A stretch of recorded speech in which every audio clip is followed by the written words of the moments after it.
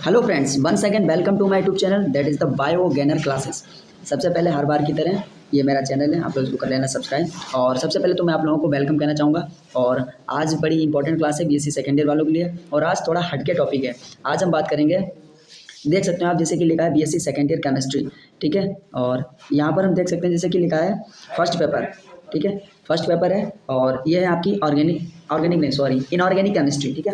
BSc second year chemistry first paper है, inorganic chemistry. और 2022 में काफ़ी जगह अभी 2022 मतलब बीएससी सेकेंड ईयर वालों के भी एग्जाम हुए ही नहीं है। तो अगर अभी भी आप लोगों ने तैयारी नहीं की तो मैं आप लोगों के लिए 100% आएगा, ये क्वेश्चन जरूर आएगा। क्योंकि मैंने जब अनसॉल्व पेपर उठा के देखा 10 साल का, तो मैं ये देख रहा हूँ कि हर साल ये क्वेश्चन पूछा जा रहा है। तो चलिए, मुझे पता है आप लोग बहुत ही एक्साइटेड होंगे इस वीडियो को देखने के लिए। चलिए मैं बता रहा हूँ कि वो क्वेश्चन है कौन सा। जैसे आपने देख ही लिया होगा, लिखा है बीबीटी, और ये बीबीटी वो वाली है कोऑर्डिनेशन कंपाउंड वाली, ठीक है। बीबीटी थ्योरी मतलब valence bond theory of coordination compound, ठीक है। आपकी जो यूनिट है कोऑर्डिनेशन कंपाउंड्स इनऑर्गेनिक केमिस्ट्री में फर्स्ट पेपर है आपका, तो वहाँ से ये थ्योरी ली गई है। बहुत ही इंपॉर्टेंट है, हर बार पूछी जाती है। अगर आपने ये तैयार कर ली ना तो आपके 6 या 7 नंबर आपके कहीं नहीं गए। चलिए, ये थ्योरी क्या कहती है हम इसके बारे में देख लेते हैं। सबसे पहले हम बात करेंगे इसकी पास्टुलेट्स की, ठीक है, कि इसकी कौन कौन सी इंपॉर्टेंट पास्टुलेट्स हैं वो देखेंगे। फिर हम देखेंगे उसके एग्जाम्पल, और एग्जाम्पल को कैसे सॉल्व करना है उसके बारे में हम समझेंगे। मैंने देखा है काफ़ी लोग वीडियो को देख के चले जाते हैं, सब्सक्राइब नहीं करते हैं। प्लीज़ अगर आपको थोड़ी सी भी हेल्प मिलती है तो प्लीज़ चैनल को सब्सक्राइब करो, और जो नीडी स्टूडेंट हैं उनके लिए शेयर कर दीजिए, जो कोचिंग अफोर्ड्स नहीं कर सकते हैं, ठीक है, तो वो घर पर ही तैयारी कर सकते हैं। चलिए अब हम इसकी पास्टुलेट्स की बात करते हैं। देखिए, जैसा आपने स्क्रीन पर देख ही लिया है, लिखा है बीएससी सेकेंड ईयर केमिस्ट्री, ठीक है। और यहाँ पे लिखा है फर्स्ट पेपर इनऑर्गेनिक केमिस्ट्री, और यह 2022 का इंपॉर्टेंट क्वेश्चन है, ठीक है। और हम देखने वाले हैं बैलेंस बॉन्ड थ्योरी, ओके। चलिए, और हिंदी में लेके आओ, हिंदी इंग्लिश मिक्स है, ठीक है, बढ़िया एकदम। ऐसे लिखोगे ना तो एक भी नंबर आपका नहीं कटेगा। लिखा है इस थ्योरी को लिनस पॉलिंग ने डेवलप किया। इस थ्योरी की हेल्प से हम किसी भी कॉम्प्लेक्स की ज्योमेट्री एवं उसकी मैग्नेटिक नेचर को एक्सप्लेन कर सकते हैं। इस थ्योरी की इंपॉर्टेंट पोस्टुलेट्स फॉलोइंग टाइप्स हैं। ये इतना अगर आप लिख दोगे ना तो थोड़ा अच्छा लगता है ना देखने में। लिखा है इस थ्योरी को लिनस पॉलिंग ने डेवलप किया। इस थ्योरी की हेल्प से हम किसी भी कॉम्प्लेक्स की ज्योमेट्री एवं उसकी मैग्नेटिक नेचर को एक्सप्लेन कर सकते हैं। इस थ्योरी की इंपॉर्टेंट पोस्टुलेट्स फॉलोइंग टाइप्स हैं, ठीक है। तो चलिए, क्या है पोस्टुलेट्स हम उसके बारे में देख लेते हैं।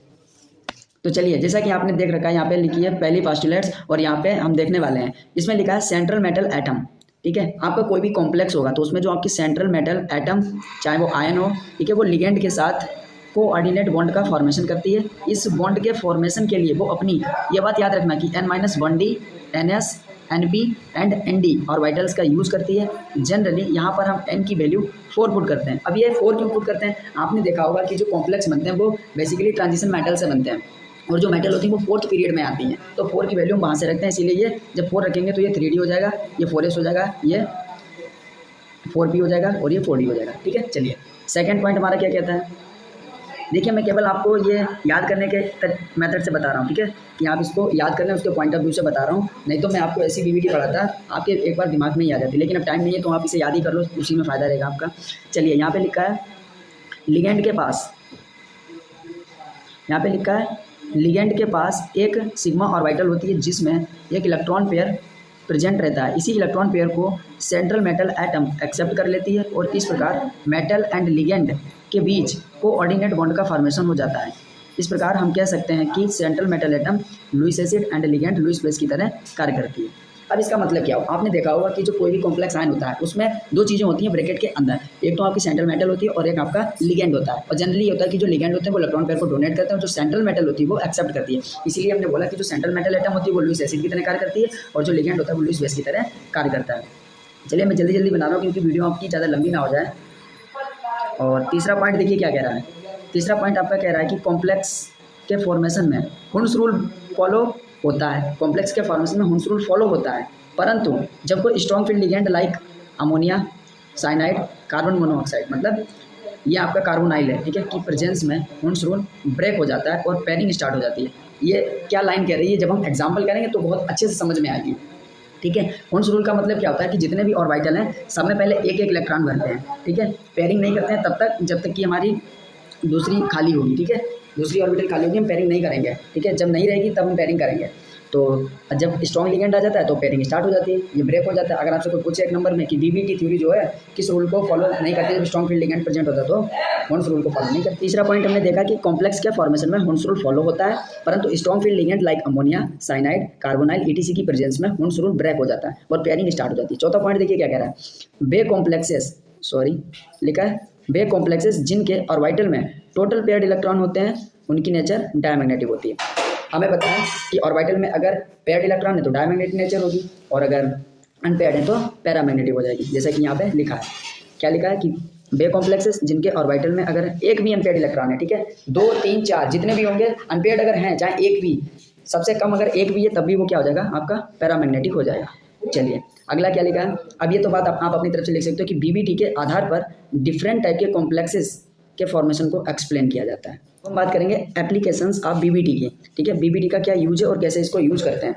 यहाँ पर हम देखेंगे कि बीबीटी के बेस पर डिफरेंट टाइप के कॉम्प्लेक्सेस की स्ट्रक्चर को एक्सप्लेन किया जाता है।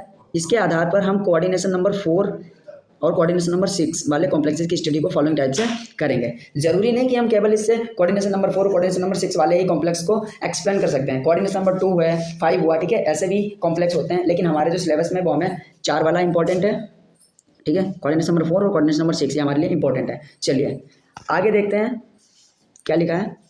यहाँ पे लिखा है, पहले वाला बात करेंगे कॉम्प्लेक्सेस विद कोऑर्डिनेशन नंबर 4 वाले की, ठीक है, तो लिखा है कोऑर्डिनेशन नंबर 4 वाले कॉम्प्लेक्स फॉलोइंग 2 टाइप की ज्योमेट्री वाले हो सकते हैं, ठीक है, एक तो आपका टेट्राहेड्रल और दूसरा आपका स्क्वायर प्लेनर, और दोनों की आपकी जो कोऑर्डिनेशन नंबर होगी वो 4 ही होगी, बस ज्योमेट्री में फर्क आ गया है। कैसे आया है इसको हम आगे समझते हैं। अभी यहाँ पे आपका एग्जाम्पल दे रखा है, सबसे पहले हम बात करेंगे टेट्राहेड्रल कॉम्प्लेक्स की। टेट्राहेड्रल कॉम्प्लेक्स के आपके 2 एग्जाम्पल दे रखे हैं, एक NiCO का होल 4 और एक दे रखा है NiCl का होल 4, कोऑर्डिनेशन नंबर दोनों में 4 है, ठीक है, तो हम यहाँ से केवल एक एग्जाम्पल ले लेंगे, उसको एक्सप्लेन करके देखते हैं।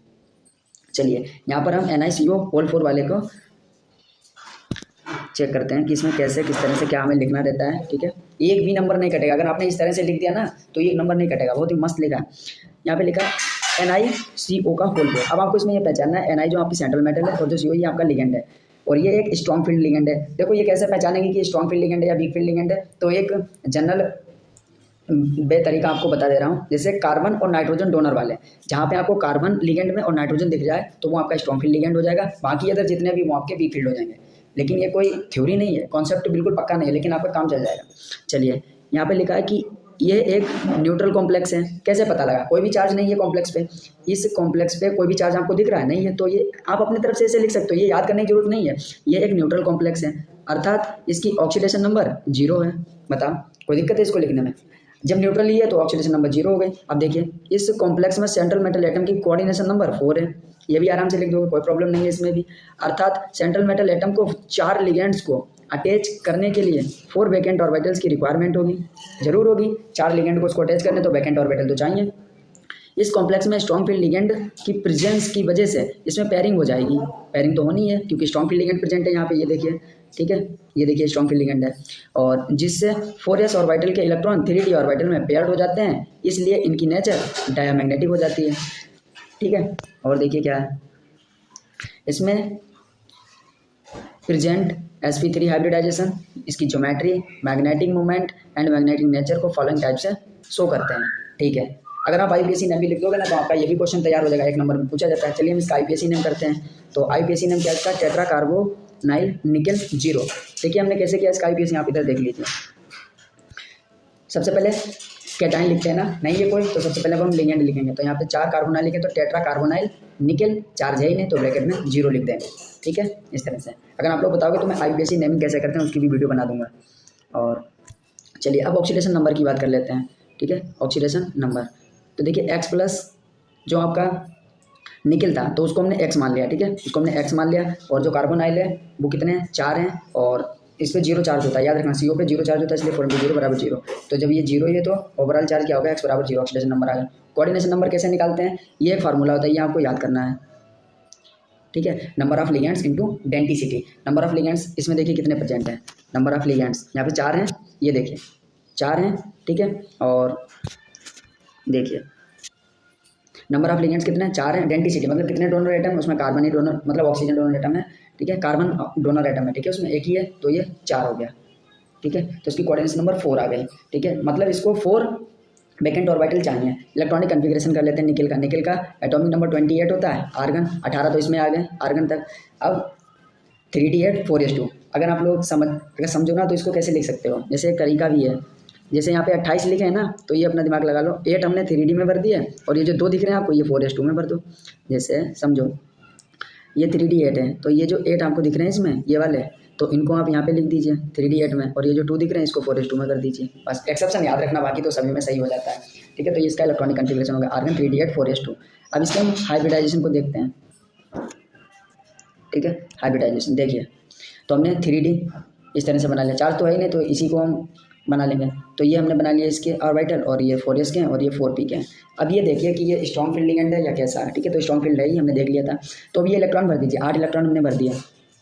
ठीक है, इसमें भर दिए 1 2 3 और 4 और 5, फिर इधर से आए 6 7 और 8। ठीक है, भर दिए। अब यहाँ पे 4s में कितने 2। अब देखिए क्या होगा, इसमें पेयरिंग हो जाएगी, ये वाला जो इलेक्ट्रॉन है ये आपका यहाँ पे आ जाएगा, ये वाला इलेक्ट्रॉन आपका यहाँ पे आ जाएगा, तभी ये वाला इलेक्ट्रॉन कूद करके इसमें आ जाएगा। ठीक है, तभी क्या होगा, ये खाली हो जाएगा। अब हाइब्रिडाइजेशन कैसे निकालोगे, एस खाली हो गया। ठीक है, तो यहाँ से लेकर के एस और पी के ये 3, आपको 4 ऑर्बिटल चाहिए ना, तो लेफ्ट टू राइट जाएंगे, इधर से जाएंगे। ठीक है, लेफ्ट टू राइट। ठीक है, तो एक ये मिल गया आपको और 3 ये मिल गया, तो आपकी ये 4 sp3 हाइब्रिड ऑर्बिटल मिल चुकी हैं। अब देखिए क्या होगा आगे, ये बन गई देखिए आपकी। ठीक है,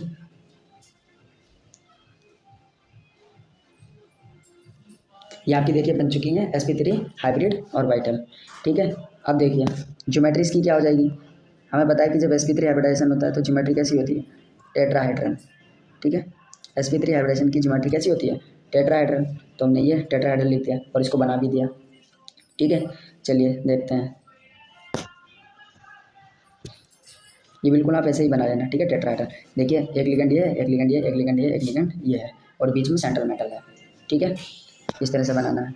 अब इसका मैग्नेटिक मूवमेंट देख लेते हैं। मैग्नेटिक मूवमेंट कैलकुलेट करने का एक फार्मूला होता है, रूट n+2 और बोर मैग्नेटॉन। ठीक है, ये बोहर मैग्नेटॉन इसका यूनिट होती है। अब यहाँ पर n नंबर ऑफ अनपेयर्ड, जो n है, n इज इक्वल टू होता है नंबर ऑफ अनपेयर्ड इलेक्ट्रॉन। ठीक है, यूपी लिख रहा हूँ, ठीक है, अनपेयर्ड इलेक्ट्रॉन। ठीक है, तो n क्या है आपका, नंबर ऑफ अनपेयर्ड इलेक्ट्रॉन, और ये जब हाई नहीं अनपेयर्ड इलेक्ट्रॉन है, देख लीजिए ना कॉम्प्लेक्स में, देखिए देखिए एक भी अनपेयर्ड इलेक्ट्रॉन नहीं है यहाँ पे, देखिए यहाँ एक भी अनपेयर्ड इलेक्ट्रॉन नहीं है। ठीक है, तो ये आपका कैसा हो जाएगा, मैग्नेटिक मूवमेंट इसका कैसा हो जाएगा, 0। और मैग्नेटिक मूवमेंट अगर 0 आया तो आप समझ जाइए कि इसका जो नेचर है मैग्नेट, नेचर को डायमैग्नेटिक हो जाएगी।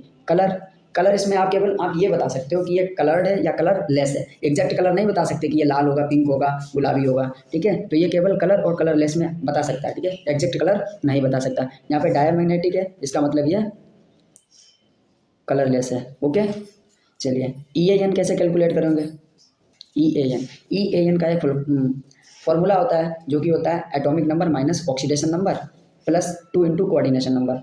देखिए ये जो 28 है ये क्या एटॉमिक नंबर है। ठीक है, minus oxidation number plus 2 into coordination number, और ये आपका आ जाएगा एटॉमिक नंबर निकल का 28 है और ऑक्सीडेशन नंबर इसकी 0 है, प्लस 2 है फार्मूले में, इंटू कोऑर्डिनेशन नंबर 4 थी, 4 दूनी 8, 28 और 8 36, ये आपका आ गया। एक नंबर में ये वैसे भी पूछा जाता है। ठीक है, चलिए ये ज्योमेट्री देखिए कितनी बढ़िया लग रही है। इस तरह से ये जो आपके ये CO हैं, ये आपके CO, ठीक है, टेट्राहाइड्रल। देखिए ये CO, देखिए ये आपका कार्बन है और ये ऑक्सीजन है और ये ट्रिपल बॉन्ड से जुड़े होंगे। ठीक है, ये आपका कार्बन है, ये आपका ऑक्सीजन है। ठीक है, इस तरह से चलिए देख ली। अगला देखिए square planar complex, square planar complex इसको समझते हैं। चलिए सबसे पहले थ्योरी इसकी लिख लेते हैं, सिंपल है इसका भी। क्या लिखा है देखिए, ये एक एनायनिक कॉम्प्लेक्स है, ये एक एनायनिक कॉम्प्लेक्स है। इस कॉम्प्लेक्स में सेंट्रल मेटल एटम की ऑक्सीडेशन स्टेट +2 है। ठीक है, क्योंकि 2 माइनस बाहर है, ये तो 4, साइनाइड पे माइनस 1 चार्ज होता है। ठीक है, साइनाइड पे माइनस का 1 चार्ज होता है, तो ये माइनस के 4 ये उधर जाएंगे तो प्लस के बन जाएंगे, प्लस के 4 में से 2 घटे तो 2 बच जाएगा, +2 आ गए। इस कॉम्प्लेक्स में भी सेंट्रल मेटल एटम की कोऑर्डिनेशन नंबर 4 है, अर्थात सेंट्रल मेटल एटम को 4 लिगेंड्स जो कि आपके CN है साइनाइड को अटैच करने के लिए 4 वैकेंट ऑर्बिटल्स की रिक्वायरमेंट होगी। इसमें साइनाइड स्ट्रॉन्ग फील्ड लिगेंड होने के कारण 3D एटॉमिक ऑर्बिटल में इलेक्ट्रॉन की पेयरिंग हो जाती है कॉम्प्लेक्स आयन का मैग्नेटिक मोमेंट जीरो होना इस बात को इंडिकेट करता है कि इसकी नेचर जो है वो डायमैग्नेटिक है, ठीक है। और इसमें present DsP2 hybridisation geometry magnetic moment and magnetic nature को फॉलोइंग टाइप से शो करते हैं। चलिए इसका भी हम IPSC नेम लिख लेते हैं। IPSC नेम इसका देखिए टेट्रासाइनाइडो, ठीक है। टेट्रासाइनाइडो निकलेट क्यों आया? क्योंकि हमारा जो कॉम्प्लेक्स है वो एनाइनिक है, ठीक है, नेगेटिव है, नेगेटिव चार्ज है, तो ये निकलेट हो गया। और सेकंड, और यहाँ पे स्पेस आपको देना है, ये आपको एक स्पेस देना है, यहाँ पे दिख रहा है, ये आपको स्पेस देना, फिर आयन लिख देना है। चलिए अब यहाँ पे हम देख लेते हैं ऑक्सीडेशन नंबर। ऑक्सीडेशन नंबर इस तरह से निकलेगी, आप देख सकते हो, +2 आ गई। फिर हम देखेंगे coordination number, number of ligands into density, ये 4 आ गया। इलेक्ट्रॉनिक कन्फिग्रेशन, निकल का तो हमने लिख लिया, न्यूट्रल वाले का, और चार्ज वाले का देखिए कैसे लिखेंगे। अब +2 का निकालना है, ये निकल +2 का, तो +2 में क्या करना है, मुझे 2 इलेक्ट्रॉन कम करना है, 2 इलेक्ट्रॉन आउटर मोस्ट ऑर्बिट से कम होंगे, तो ये जो 4s2 वाला है, यहाँ से 2 इलेक्ट्रॉन निकल गए, तभी 3d8 4s 0 हो गया। चलिए अब इसका हाइब्रिडाइजेशन देख लेते हैं। हाइब्रिडाइजेशन में हमने क्या किया, 3d के 5 ऑर्बिटल बनाए, d में 5 ऑर्बिटल होते हैं, इसमें 1 होता है, p में 3 होते हैं। चलिए अब इसमें देखिए 8 भरने हैं हमें, तो 1 2 3 4 5, फिर से 6 7 और 8, ठीक है। अब यहाँ पे देखिए स्ट्रॉन्ग फील्ड लिगेंड है, तो ये पेयरिंग हो जाएगी, ठीक है, पेयरिंग हो गई यहाँ पे। और अब यहाँ आप देख सकते हो ये वाला देखिए, ये इस तरह से हो गया, ठीक है। तो ये एक ऑर्बिटल खाली हो गई। अब यहाँ से देखिए एक यहाँ से मिला और 2 यहाँ से ले लिए, क्योंकि हमें 4 ही चाहिए। कोऑर्डिनेशन नंबर हमारी 4 आई है, तो 1 2 3 और 4, ठीक है, ये आपके इसमें आ जाएंगे। आगे देखिए हाइब्रिडाइजेशन आपका DsP2 आ गया। हमें पता है इसकी ज्योमेट्री स्क्वायर प्लेनर होने वाली है, क्योंकि हाइब्रिडाइजेशन हमारा DsP2 आया है। और इस तरह से आपको इसको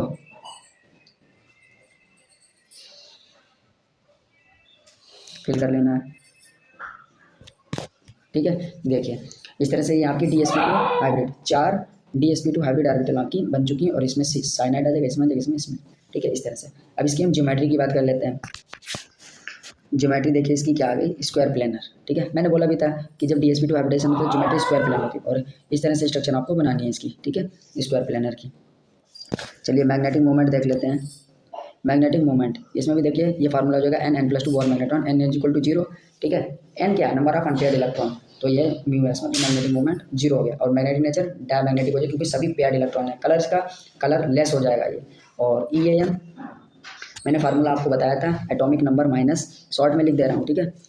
देखिए शॉर्ट में लिख दे रहा हूँ, AN माइनस ऑक्सीडेशन नंबर, ठीक है, प्लस नीचे लिख दे रहा हूँ 2 × कोऑर्डिनेशन नंबर, ठीक है। ये फार्मूला होता है आपका, ये हो जाएगा। इस तरह से मैंने किया है, और ये 34 आ चुका है आपका। चलिए आगे देखते हैं। ये देखो इसकी ज्योमेट्री है, मतलब मैंने यहाँ पे दिखाया था आपको, ये स्क्वायर प्लेनर, ये वाली ज्योमेट्री अब आपको 3D में दिखा रहा हूँ। देखिए इस तरह से ये ज्योमेट्री इस तरह की होती है, बिल्कुल आप समझ के जाइएगा, यहाँ से क्वेश्चन रटना नहीं है, मैंने आपको दे दिया, थ्योरी लिख के आराम से याद कर लेना, काम हो जाएगा। चलिए अब देखते हैं हम, ए वाला हो गया, मतलब कॉम्प्लेक्स विद कोऑर्डिनेशन नंबर 4 वाले हो गए। कोऑर्डिनेशन नंबर 6 वाला देखते हैं। ये है हमारा कोऑर्डिनेशन नंबर 6 वाले कॉम्प्लेक्स, ठीक है। चलिए इसके बारे में समझ लेते हैं। तो लिखा है कोऑर्डिनेशन नंबर 6 वाले कॉम्प्लेक्स, कोऑर्डिनेशन नंबर लिखा है कोऑर्डिनेशन नंबर 6 वाले कॉम्प्लेक्स की ज्योमेट्री ऑक्टाहेड्रल होती है। ऑक्टाहेड्रल कॉम्प्लेक्सेस फॉलोइंग 2 टाइप के होते हैं, ये भी 2 टाइप के होते हैं। पहला इनर ऑर्बिटल कॉम्प्लेक्स, या ये ऑब्लिक है, या स्पिन पेयर्ड कॉम्प्लेक्स, या लो स्पिन कॉम्प्लेक्स, ठीक है। दूसरा देखिए आउटर ऑर्बिटल कॉम्प्लेक्स, या स्पिन फ्री कॉम्प्लेक्स, या हाई स्पिन कॉम्प्लेक्स। तो चलिए सबसे पहले हम बात करते हैं इनर ऑर्बिटल कॉम्प्लेक्स की। इनर ऑर्बिटल कॉम्प्लेक्स की बात करते हैं, और इसमें हम देखेंगे लिखा है वे ऑक्टाहेड्रल कॉम्प्लेक्सेस जिनका फॉर्मेशन D2sp3, याद रखना इनर वाले कब होंगे, जो अंदर वाली D ऑर्बिटल यूज होगी, मतलब D2sp3 हाइब्रिडाइजेशन से होता है, उन्हें इनर ऑर्बिटल कॉम्प्लेक्स कहा जाता है। एग्जांपल यहाँ पे हमारा है CONH3 का होल 6 और चार्ज कितना है +3। अब यहाँ से ऑक्सीडेशन स्टेट आप आसानी से निकाल सकते हो, क्योंकि देखो ये +3 है, और अमोनिया हमें पता है न्यूट्रल लिगेंड होता है, इस पर चार्ज है ही नहीं, तो ओवरऑल चार्ज ये कोबाल्ट का ही हो गया, तो इसकी ऑक्सीडेशन स्टेट +3 ही होगी, ठीक है। और इसमें भी देखो आसानी से आप लिख सकते हो, थ्योरेटिकल आपको कैसे लिखना रहेगा, आप इस तरह से इसका भी लिख सकते हो कि ये एक कैटायनिक कॉम्प्लेक्स है, इस कॉम्प्लेक्स में सेंट्रल मेटल एटम की ऑक्सीडेशन स्टेट +3 है, इस कॉम्प्लेक्स में सेंट्रल मेटल एटम की कोऑर्डिनेशन नंबर 4 है, अर्थात सेंट्रल मेटल एटम को 6 लिगेंड मतलब अमोनिया को अटैच करने के लिए 6 वैकेंट ऑर्बिटल्स की रिक्वायरमेंट होगी। इसमें स्ट्रॉन्ग फील्ड लिगेंड प्रेजेंट होने के कारण 3D एटॉमिक ऑर्बिटल में पेयरिंग हो जाती है। इस कंडीशन में कॉम्प्लेक्स आयन की नेचर डायमैग्नेटिक हो जाती है। इस कॉम्प्लेक्स में एक भी अनपेयर्ड इलेक्ट्रॉन प्रेजेंट नहीं होता है, जिस कारण इनका मैग्नेटिक नेचर या मैग्नेटिक मोमेंट जीरो हो जाता है। ठीक है, इस तरह से आप थ्योरी लिखते हैं ना। थ्योरी मैंने ऑलमोस्ट सभी की सेम ही लिखी है, बस जहाँ पे जो चेंजेस है वहाँ पे अपने देख लेना। इसमें present D2sp3 hybridisation geometric magnetic moment and magnetic nature को फॉलोइंग टाइप से शो करते हैं। ठीक है, IPSC hexammine cobalt third ion, space देना है आपको, एक सांस में लिखना है यहाँ तक, हेक्सामीन कोबाल्ट थर्ड और फिर स्पेस देके आयन लिखना है आपको। ऑक्सीडेशन नंबर देख लीजिए, इस तरह से आपको फाइंड करनी है, क्योंकि अमोनिया तो न्यूट्रल है तो +3 आ गई इसकी। ठीक है, चलिए नेक्स्ट, कोऑर्डिनेशन नंबर इसकी कैलकुलेट करो, number of ligand into density, ये तो आपका फार्मूला ही हो गया। ठीक है, तो 6 × 1 ये 6 आ गया coordination number. Electronic configuration, cobalt का एटॉमिक नंबर 27 होता है, तो आर्गन 18 इलेक्ट्रॉन तो यहाँ तक आ गए आपके। ठीक है, ये मैंने 18 लिखा है। ठीक है, ये 18 है। ठीक है, ये 18 लिखा है, 18 इलेक्ट्रॉन आपके आर्गन में आ गए। और अब बचे कितने, 7 9 इलेक्ट्रॉन और बचे, तो आपने 3d7 देखिए, यहाँ से भी आप समझ सकते हो, ये 2 4s2 में कर दो और 7 आप 3d7 में कर दो, यहाँ से भी देख सकते हो। ठीक है, तो ये 3d7 4s2 हो गया और +3, अब इसमें से आपको 3 और कम करने हैं, तो 2 तो यहाँ से निकल जाएंगे, एक यहाँ से निकल जाएगा, तो 3d6 4s0। अब हाइब्रिडाइजेशन हम देखते हैं मेन वाले का, जिस पर चार्ज होता है। ठीक है, तो हाइब्रिडाइजेशन देखते हैं, तो हमने ये ऑर्बिटल बना देखेंगे कि ये डी ऑर्बिटल जो है वो 5 बना लिया हमने, 4s की बना लिया, 4p की बना ली। कितने इलेक्ट्रॉन भरने हैं, 6, तो हम 6 भरने हैं, देखिए। ठीक है, 6 भरने, तो हमने ये भर दिया। ठीक है, और ये आपसे हमने बताया था कि इस तरह से पेयरिंग होगी इसकी। ठीक है, क्योंकि आपको वैकेंट ऑर्बिटल चाहिए, इस तरह से पेयरिंग होगी और आपको ये 2 खाली मिल जाएंगे, तो ये हो जाएगा D2sp3 हाइब्रिडाइजेशन। ठीक है, अब देखिए, तो आपको यहाँ से ये मिल जाएगा D2sp3 की 6 हाइब्रिड ऑर्बिटल्स, और इस तरह से आपके ये अमोनिया इसमें आ जाएंगे। ठीक है, चलिए अब हम देखते हैं इसकी ज्योमेट्री। ये ज्योमेट्री हमें पता है ऑक्टाहेड्रल है और इस तरह से आपको बनानी है। ठीक है, चलिए अब देखिए इसका मैग्नेटिक मोमेंट। ठीक है, इस तरह से आपने निकाल लिया, 0 होगा क्योंकि अनपेयर्ड इलेक्ट्रॉन थे ही नहीं वहाँ पे। ठीक है, और ये मैग्नेटिक नेचर, इस तरह से आप यहाँ पे ये मैंने लिख दिया कि ये अनपेयर्ड इलेक्ट्रॉन है। डायमैग्नेटिक होगा, कलर इसका कलरलेस, क्योंकि है ही नहीं अनपेयर्ड इलेक्ट्रॉन। चलिए इसका हम EAN कैलकुलेट कर लेते हैं।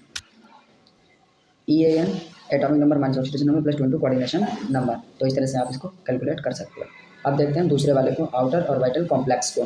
ठीक है, देखिए ये क्या होता है,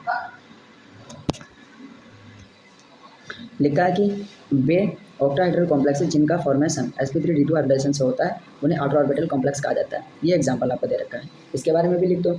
ये एक एनायनिक कॉम्प्लेक्स है, इस कॉम्प्लेक्स में सेंट्रल मेटल एटम की ऑक्सीडेशन स्टेट +3 है। इस कॉम्प्लेक्स में सेंट्रल मेटल एटम की कोऑर्डिनेशन नंबर 6 है, अर्थात सेंट्रल मेटल एटम को 6 लिगेंड मतलब फ्लोरीन को अटैच करने के लिए 6 वैकेंट ऑर्बिटल्स की रिक्वायरमेंट होगी। इसमें वीक फील्ड लिगेंड प्रेजेंट होने के कारण 3d एटॉमिक ऑर्बिटल में इलेक्ट्रॉन की पेयरिंग नहीं होगी। अब यहाँ पे पेयरिंग नहीं होगी, तो आप देख सकते हो यहाँ पे इस प्रकार एटॉमिक ऑर्बिटल्स में अनपेयर्ड इलेक्ट्रॉन रह जाते हैं। इसके चलते इसकी जो नेचर है वो पैरामैग्नेटिक हो जाती है और इसका जो मैग्नेटिक मोमेंट है वो 4.9 4 मैग्नेटॉन आ जाता है। इससे इंडिकेट होता है कि इस कॉम्प्लेक्स में 4 अनपेयर्ड इलेक्ट्रॉन होते हैं। इसमें present sp3d2 hybridisation geometry magnetic moment and magnetic nature को फॉलोइंग टाइप से शो करते हैं। ठीक है, चलिए सबसे पहले हम इसका IPSC नेम देख लेते हैं। तो IPSC नेम क्या हो जाएगा, हेक्साफ्लोराइडो कोबाल्टेट, क्योंकि आपका नेगेटिव था एनायन, और ये थर्ड ऑक्सीडेशन नंबर और ये स्पेस देकर के आयन लिख देना है आपको। ऑक्सीडेशन नंबर +3 आ गए, कोऑर्डिनेशन नंबर 6 आ गए। चलिए इलेक्ट्रॉनिक कन्फिग्रेशन तो आप कर ही लेते होगे, मुझे पता है। तो ये इलेक्ट्रॉनिक कन्फिग्रेशन इसका कोबाल्ट का है। ठीक है, और फिर ये कोबाल्ट 3+ का है इस तरह से। ठीक है, और आपको हाइब्रिडाइजेशन में इसके इलेक्ट्रॉन भर देना है। ये आपने इलेक्ट्रॉन भर दिए कितने, 6 यहाँ भर दिए, रुको यहाँ आपने यहाँ पे 6 इलेक्ट्रॉन भर दिए। अब आपको यहाँ पे पेयरिंग करानी नहीं है, तो आपको ये वाले, अब ये बाहर वाले डी यूज़ करने पड़ेंगे, इसीलिए इसका नाम है आउटर ऑर्बिटल कॉम्प्लेक्स। ठीक है, बाहर वाले आप यूज़ कर रहे हो डी, तो एक एस का हो गया, 3 पी के हो गए। ठीक है, और 2 डी के हो गए, तभी इसका नाम है sp3d2 हाइब्रिडाइजेशन। और ये आपकी, ठीक है, ये आपके बन चुके हैं लिगेंड। ये ऑर्बिटल है कितने, sp3d2 हाइब्रिड ऑर्बिटल 6 हैं, तो 6 फ्लोराइडो लिगेंड है, यहाँ पे आपके आ जाएंगे। चलिए आगे इसकी हम ज्योमेट्री देख लेते हैं। ज्योमेट्री है इसकी ऑक्टाहेड्रल। ठीक है, इस तरह से आपको बना देंगे बस।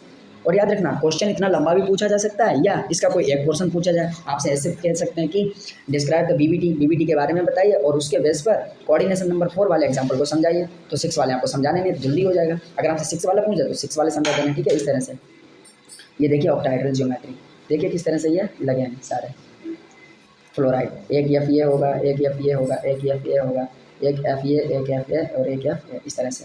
ठीक है, चलिए अब इसका मैग्नेटिक मोमेंट देख लेते हैं। ये आ जाएगा, अब देखिए नंबर ऑफ अनपेड इलेक्ट्रॉन कितने 4 आ रहे थे उसमें ना, तो ये 4 + 2 4 और 2 ये 6 हो गए, 6 चौक 24 √24, मतलब इसको सॉल्व करोगे तो 4.9 bore magneton. Magnetic nature paramagnetic, क्योंकि यहाँ पे मैग्नेटिक मूवमेंट कुछ ना कुछ आया है तभी ये पैरामैग्नेटिक। और कलर कैसा हो गया, अब ये कलर्ड हो गया, एग्जैक्ट कलर नहीं बताई मैंने पहले बताया था। और ये इसका EN कैलकुलेट कर लेना। चलिए अब बात करेंगे लिमिटेशंस ऑफ BBT। ठीक है, लिमिटेशंस ऑफ BBT को हम देख लेंगे। लिमिटेशंस ऑफ BBT के बारे में समझ लेते हैं। अब यहाँ पे देखिए लिमिटेशंस ऑफ BBT। ठीक है, BBT के आधार पर हमें फॉलोइंग पॉइंट्स की नॉलेज नहीं हो पाती है। ठीक है, तो BBT के आधार पर स्ट्रॉन्ग फील्ड लिगेंड, ठीक है, एंड वीक फील्ड लिगेंड में लिगेंड को डिफ्रेंशिएट नहीं कर सकते हैं। ठीक है, मतलब ये अंतर नहीं बता पाती है कि कौन सा लिगेंड स्ट्रॉन्ग फील्ड है, कौन सा वीक फील्ड है। फिर दूसरा क्या है, BBT के आधार पर कॉम्प्लेक्स में स्पेक्ट्रा और एग्जैक्ट कलर की फाइंडिंग नहीं कर सकते हैं। ठीक है, फाइंड नहीं कर सकते हैं, क्यों नहीं कर सकते भाई, ये इसका ड्रॉबैक है। इसी के बाद में तो वो वाली थ्योरी आई CFT, तो इसके बाद में देखिए BBT के बेस पर कॉम्प्लेक्सेस के मैग्नेटिक मूवमेंट की कंप्लीट जानकारी नहीं हो पाती है। तो ये 3 मैन इसकी क्या है, लिमिटेशंस हैं, इसके डिमेरिट्स हैं, ये इनको एक्सप्लेन नहीं कर पाती। चलिए यहाँ तक के लिए आपने हमारी वीडियो को लास्ट तक देखा तो थैंक यू बोलना चाहूँगा आप सभी को। और अगर और भी आपको अगर इंपॉर्टेंट क्वेश्चन चाहिए तो मुझे कमेंट करके ज़रूर बताना। ठीक है, और चैनल को सब्सक्राइब कर लेना। ठीक है, चैनल हमारा है बायो गैनर क्लासेस। ठीक है, इसको सब्सक्राइब कर लेना बायो गैनर क्लासेस को। और तब तक के लिए थैंक यू, मिलते हैं अपनी नेक्स्ट वीडियो में।